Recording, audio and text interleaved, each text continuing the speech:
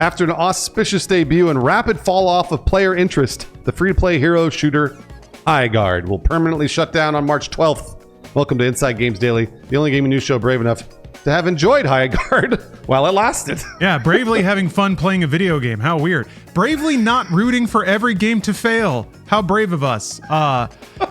This is not the greatest situation for gaming in general, and the biggest tragedy of all is that I never learned the name of that high Furby dude that was sitting on the merchant's table. I love that little guy, and now I guess I never will. But by saying that, somebody's going to say it in the comments, so I got you. Oh, well, will they? I don't even think they will. You can make up a name, whatever. What's his name? Daryl? That's a good one. Highguard developers Wildlight Entertainment posted the unfortunate news on X yesterday, saying that they have not been able to build a sustainable player base to support the game long term. Yeah. A lot of people saw this one coming. The game did launch to impressive numbers, hitting almost 100,000 concurrent players on Steam. Oh yeah, however, the game sank to around 10,000 players just 1 week later. And by yesterday, which is the date that the announcement went out, the game only attracted 460 peak concurrents. Again, that's just on Steam, but not great. Wildlight announced one final update for the game before putting it in the ground, though, promising a new warden, a new weapon, skill trees, and account level progression. So hey, you got, 8 days to get in there and play a little Highguard. Right, level up your profile. Take a screenshot. It'll last longer. They do say that the update should go live this morning. It'll probably be out by the time this episode airs. Unless they decide to take it easy. I don't know. If I were them, I'd sleep in a little bit. Who could blame them at this point? Yeah, that's true. They've earned it. Well, I guess maybe the opposite have earned it. Yeah, they shipped a game. That's more than some people can manage. That's a good point. Despite the precipitous drop-off in players, Wildlight shared that the game reached more than 2 billion players. They conclude the shutdown announcement by saying, quote, "Thank you for playing, for supporting us, and for being part of Highguard's story." Highguard wasn't long for this world. Launching on January 26th and shutting down on March 12th means the game will have a 46-day lifespan by our count. At the very least, if we put it on the high scoreboard, that means it did outlast PlayStation's Concord, which only survived 2 weeks on the market. Yeah, mathematically, Highguard lasted 3.2 Concords. Okay. It's not so bad. Yeah. How many Concords did Lawbreakers last? I don't remember. Oh, crap. That's a great question. August 8th, September 14th. Ooh. 2.7 Concords. For Lawbreakers. All right, not so bad. And this is our new standard of measurement. Sheesh. Many players expected a Concord-like outcome from Highguard, despite its high-profile announcement during the 2025 Game Awards. Though never explicitly confirmed by show creator and producer Jeff Keighley, reports claim that Keighley loved the game so much after playing it that he offered them a free slot in his show, the Game Awards, which he claims was viewed by 171 million people. It's a lot of publicity, a lot of free publicity, and not just any slot either. The show closing spot, which confused and disappointed a lot of people. Lawrence and I included, by the way, and we were very drunk and we were very confused. Yeah. An audience that is clearly burned out on free-to-play hero shooters was clearly much less enthused when they saw this at the Game Awards. There were lots of confusion, disappointment. It just seems like another generic hero shooter, and it's weird that it ended the Game Awards. Yeah, it did have more juice. It had a little more sauce than that. It wasn't just a generic hero shooter, but once people get that impression, it's going to be hard to unseat it for sure. Keighley, for his part, did poke the hornet's nest a little bit, still believed in the game right up until its launch. He posted on social media after the negative reaction to the announcement, posted a meme gif that aged like milk, saying that he would welcome everyone's apologies once the game had launched. And rightfully so. People answered that tweet saying, that John Hammond Jurassic Park was a failure. It was a massive failure. And I don't know that Jeff Keighley thought that one through. And I understand he loved the game. And I'm happy that he loved the game. Yeah, we need a little more of that. We need a little more enthusiasm, genuine enthusiasm. We do. But enthusiasm didn't make people keep playing the game. Unfortunately, Jeff Keighley's statement of confidence in the game is not the only case of spoiled milk around Highguard. Yeah, multiple developers gave comments in pre-release interviews claiming that they didn't need massive swells of player numbers to stay sustainable, unlike every other video game. Yeah, weird. They probably needed more than a few hundred, though. Speaking with Polygon, Wildlight game director Chad Grainer said... God, man, my guts are just for the last few months. Perfect timing though, Lawrence. Chad Grader said, "We need a game director to just drop a hot belch in response to a question or something." And Shooklin, if you want, you can leave that in. Speaking with Polygon, Wildlight game director Chad Grenier said, "Whether it gets 1,000 people or 100 million people, it doesn't matter. What matters most is that the game is loved by the people who played it." maybe he was telling the truth because it's under 1,000 people now. So maybe he was like, well. And that is, I guess, all that matters at the end of it. People filing for unemployment and the few hundred people that really love Highguard. Yeah. Jeez. Speaking to PC Gamer, Wildlight lead designer Mohammed Alavi claimed that the game didn't need loads of active players to be a success thanks to Wildlight's small team size. Yeah, he said, quote, "Honestly, we don't need player counts to be super huge in order to be successful. What we're really hoping for is a core group of fans that love us. That will allow us to grow." That's so strange because, I mean, they don't have a small team. They laid off half their team a few weeks ago. So I don't know what they mean by small team. I don't know. I guess all of these comments might have been true at the time, but a recent Bloomberg report claimed that continuing funding for the team was likely contingent on the game hitting certain player retention metrics that it didn't come close to hitting. Yeah, Tencent, the report actually revealed that Tencent was one of the backers of this game. And apparently Tencent actually pulled funding because of these assumed milestones that weren't hit. And that caused Wildlight to undergo massive layoffs, like you said, a few weeks ago. And now they're just closing up shop entirely. So a rough ride. One of the things that I feel like that touches on one of the bigger elements of confusion, given how quickly these live service games crater, is that there's frustration that these companies do not have any kind of runway bankrolled to even try to let the game survive on the market. But I think what we see there is a kind of a partial explanation. They may have, but then their investors just yanked back funding the second that the game doesn't hit promising metrics right out the gate, because Tencent doesn't want to be throwing money into a hole over a year trying to recoup this or salvage it. But still, you would think that there's some kind of contractual protection there that we get 6 months of funding no matter what, and then it's contingent on metrics or something like that. But apparently that's not the case. They just they drove their dump truck full of money away and took a bunch of jobs with them. And oh man, it's let's do a postmortem here. I'd like to start from the beginning with Highguard, because we can first talk about how Highguard ended the Game Awards. That was the first time anybody saw Highguard, and like we just talked about, Lawrence and I were very confused why this was ending the Game Awards. It didn't make any sense. It should have been the Divinity trailer at the very end of the Game Awards, and instead that ran in the middle. So this was a very, very strange placement for the Game Awards. And also, I will say that the story that Jeff liked the game so much he wanted to give that slot to them for free makes a lot of sense, because Jeff was like, oh yeah, like this, I really love this game. Let's put it at the end. And everyone's like, sure, Jeff, why not? Like, I'm sure that if you're Highguard, if you're Wildlight, you don't turn that down. I mean, I never would have. I would have been like, sure. But Lawrence, the question is, did Jeff Keighley actually hurt this game by doing that? It's an interesting question. I can see how, if you're in games culture and word of mouth is super important and perception is super important, it wasn't the best debut. And I do think that it made a bunch of people write it off right from the beginning as just another generic hero shooter. But publicity is very important, and it's massive amounts of free publicity. So I think because of the Game Awards are why the game had 100,000 players on its first day on Steam. Without that, I don't think it would have gotten anywhere near close. And even if people were trying out the game just to laugh at it or something like that, that's still way more of a shot than any other game ever gets to try to retain players. You got them in the door and you got them playing the game. And that's, I think, mostly attributable to Jeff Keighley. Now, whether or not without that promotion, maybe they just shadow dropped it, people found it on their own, developed their own opinion, and word of mouth kind of sprang up from there. But if the metrics they had from Jeff Keighley weren't enough to keep them funded, I don't think launching organically and just letting the internet kind of find it on their own would have worked. And I think there's a really recent and interesting case study to compare. So Amazon put out their banner game, King of Meat, that no one heard of, and they've already pulled it from the market. While Highguard was happening, another live service game came and went by a huge tech company, and they put a lot of money behind this, but they didn't market it really well. And I'm looking at the figures now, the player numbers. It launched to 250 players. And that's the difference, I think, in placement and marketing. So Highguard had a chance. It had a shot. Players played it and then decided they didn't want to play it anymore.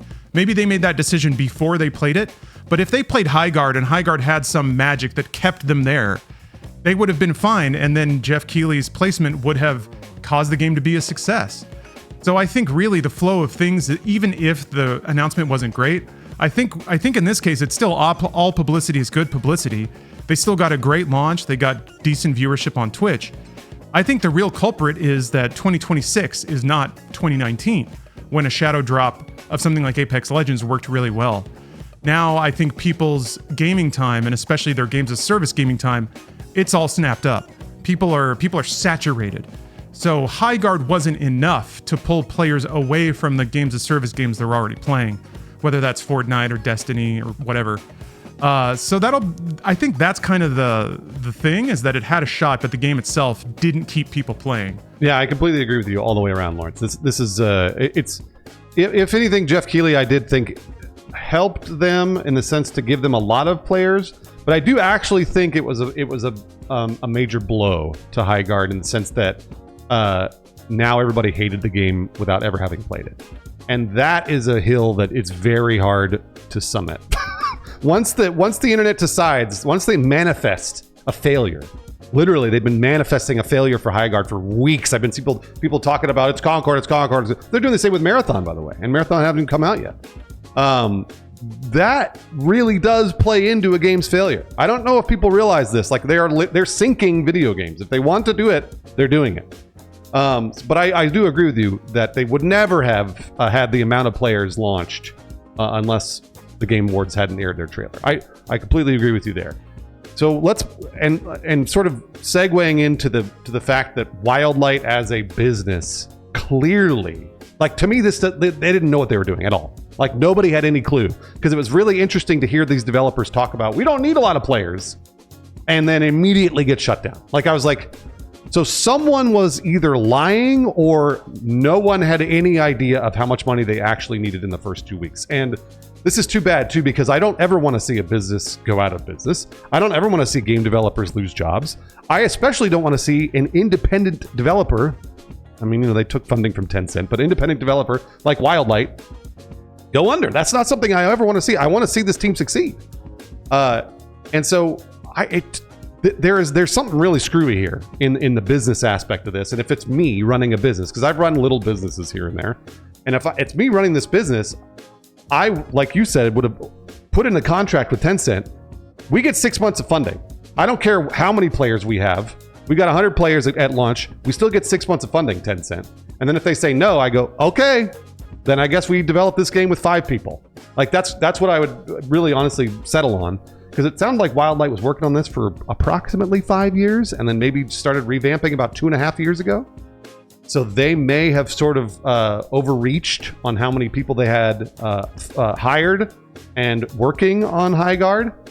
And so I think there's a lot of business mismanagement all the way around. I agree. I think in retrospect, it's easy to see those things. I think nobody knows what works anymore.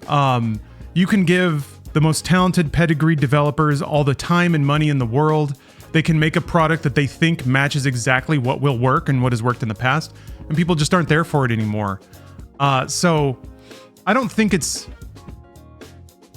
I think in retrospect, yeah, it's easy to point out those problems, but man, when you're making a new IP and trying to launch a free-to-play game, service game, I don't think anybody knows what can puncture through. And Marathon's a really interesting point.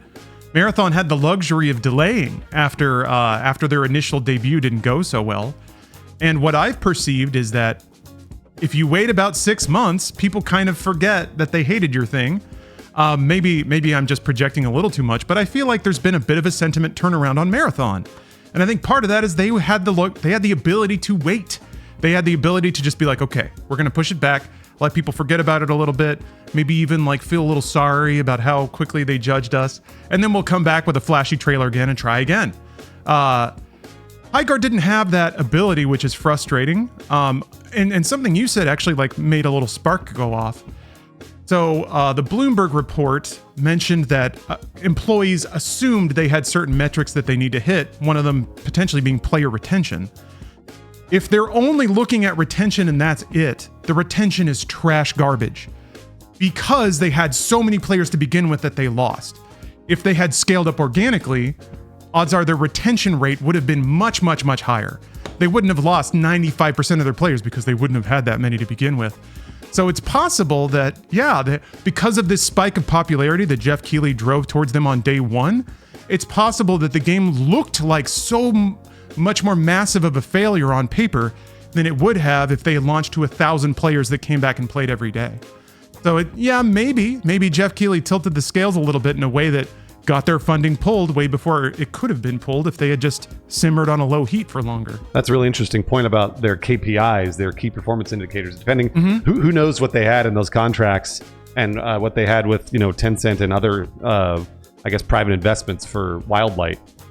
Because if it was the retention, well then bad news. They lost all those players. But if it was a shadow drop like they wanted to do, because these developers said over and over they wanted to do a shadow drop just like Apex. Because Apex succeeded. And what's funny about nobody ever mentions about that shadow drop, the Apex shadow drop, is the Apex shadow drop was number one, funded by EA. It was published by EA, so they had billions of dollars behind it. Number two, they spent a lot of money paying influencers to play Apex. I remember there were reports about Apex. They had paid Ninja $1 million or whatever to play Apex for his stream. And everyone was like, well, that's what contributed to Apex's success. They did the same thing with Wildlight. They paid a lot of influencers, us included. They paid us included to do this, to play Highguard with the shadow drop, because it was exactly the same strategy as Apex, except for the Game Awards trailer. So that's the only thing that I could see, and obviously, like Lauren said, it's 2026, not 2019. So that's an important point too. But either way, I think they wanted to spend their money on the influencers for the shadow drop, and then they got the Game Awards thing for free.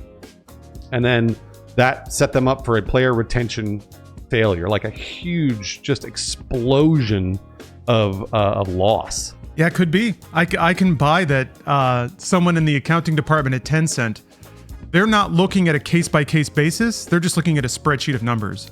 And one of those numbers is like red, 95% of players lost. So they're like, nope, we're taking our money back. Because they have so many investments in so many games right now that it seems like they're spreading it all out, which is a pretty smart investment strategy. But it also seems like they're pretty hawkish about yanking that money back the second it seems like a bad investment. So yeah, it's possible, and it's kind of fascinating to imagine the scenarios that make some kind of business sense. I'd love to know, man. Maybe someday at the JW after the Game Awards, we'll run into somebody from Wildlight, and there'll be a couple of shots in and just lay it all out for us. That would be really interesting. There's one other comparison I wanted to make, and it was the finals. Embark Studios launched the finals to actually, I think, even a bigger launch on Steam than Highguard had. It was like maybe 300,000 people that had played concurrently at their launch, and they had a massive player drop off for the finals.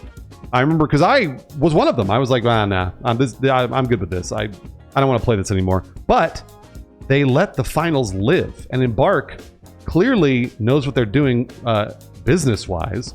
And they let the finals just go on and go on and go on, and it's really been building. And now people are saying the finals is in the best possible place it's ever been, and it's getting lots of players, and it has for the last 6 months to a year. But they gave that game some breathing room because Embark knew what they were doing. So it's really interesting to see. Like, I hope somebody from Wildlight talks to somebody from Embark, because I think these are very similar launches and very similar cases that Embark was able to let their game live, and I wish the same for Highguard. I really do. I wish that in a year's time I'd been reporting on the fact that Highguard now had 100,000 players and everybody was loving it. Yeah, it's just not the way the cookie crumbles these days. Yeah, it makes me wonder even about the difference between 2023 and 2026. It feels different now. It feels like failure comes so much faster and more brutal for any game that tries to launch in any kind of live service space. If you're not a $20 indie with a heart of gold, it's just impossible to make these numbers balance out anymore. Yeah, no, you're totally right. It's really sad, and I think Lawrence, I think you're right. Macroeconomically, 2026 is very different from 2023. It's a tragic. Hey, we got one more tragedy for you. We have an update to yesterday's story. Turns out it's fucking nothing. Iron Galaxy, we reported that they had teased a slide on their all hands meeting that made it seem like they were about to announce a Fallout New Vegas remaster. Nope. They posted an update just saying, quote, "We use that slide every month and has nothing to do with anything Fallout being worked on." So there you go. It was just a whoopsie. And that kind of adds up. I mean, we had talked about how unveiling that project, first of all, that project doesn't make any sense. And second of all, revealing it in that way doesn't make any sense. So there you go. Occam's razor. It was just a whoopsie. No Fallout New Vegas remastered. Fallout 3 is somewhere in the wind, though. Maybe we'll play that someday. One day. Thank you very much for watching Inside Games. We actually don't need view counts to be super huge in order to be successful, but it does help. So please tell your friends. We actually really would love for you to tell your friends to watch the show. We appreciate you sharing your time with us to yap about games just a little bit. It's a little kind of a long episode about Highguard. And if you have some extra time on your hands, now that Highguard's closing up shop for 450 of you, consider checking out our Patreon. We actually have a little Patreon there. Post everything we do for free, all the episodes. Plus, Lawrence has some free memes. Is there a Highguard meme in there? I don't know if you have any Highguard memes already. I'll have to dig one out, man. Yeah, we got to commemorate the occasion somehow. I'll try to post a little Hi Furby Man. Oh. Rest in peace, Daryl. Maybe he'll show up in another game. But yeah, some people that swing by our Patreon support us through that Patreon. It's kind of the point, right? So we're going to shout him out right now. Thank you very much, Scotty Ryan, Null Test, Tito 007, Aristotle Kabat Buras, and Jonathan Lanowski for sticking with us through the multiple live service games that have come and gone. Ashes to Ashes, Sunrise, Sunset. We'll see you next time on Inside Games.